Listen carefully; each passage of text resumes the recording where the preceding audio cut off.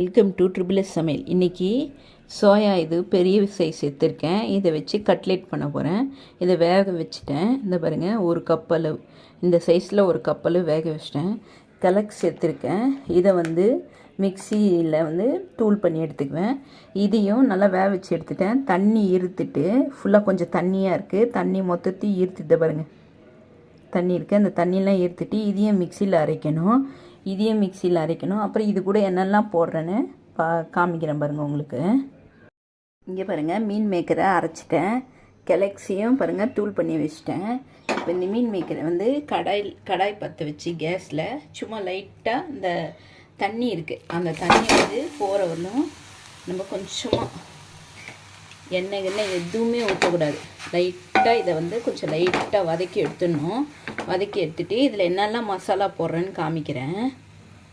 இங்கே பாருங்கள், வதக்கிட்டேன் கடாயில். இந்த பாருங்கள், வதக்கிட்டேன். இதுக்கு என்னெல்லாம் போட போகிறேன் பாருங்கள். கரம் மசாலா 1 ஸ்பூன், அப்புறம் மிளகாத்தூள் 1 ஸ்பூன், அப்புறம் கடல மாவு 2 ஸ்பூன் கடல மாவு, அப்புறம் உப்பு தேவையான அளவு உப்பு. இந்த பாருங்க, உப்பு தேவையான அளவு. அப்புறம் இது கூட மஞ்சத்தூள், அரிசி மாவு.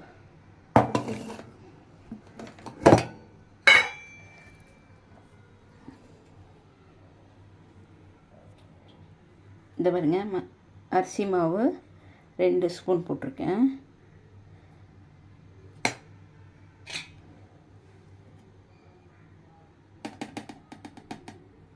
மஞ்சத்தூள் பாருங்கள் கொஞ்சம்.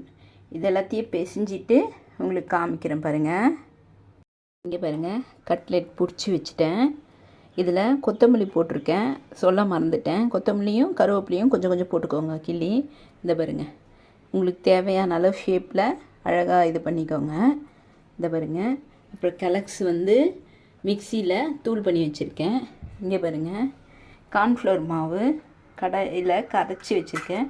இதில் ஒரு சிட்டிகை மிளகாத்தூள், ஒரு சிட்டிகை உப்பு போட்டுட்டு இதை நல்லா இது பண்ணிவிட்டு, இதை பாருங்க, மீடியம் ஃப்ளேமில் எண்ணெய் ஊற்றி வச்சுருக்கேன் மீடியம் ஃப்ளேமில். இப்போ இதை நல்லா இது பண்ணிவிட்டு இதில் இந்த மீன் மேக்கர் இதுவை எடுத்து இதில் டிப் பண்ணி கெலக்ஸில் போட்டு பெரட்டி கடாயில் போடணும். நான் ஒன்று போட்டு காமிக்கிறேன் பாருங்கள். நல்லா கரைச்சிட்டேன். இதை பாருங்கள்,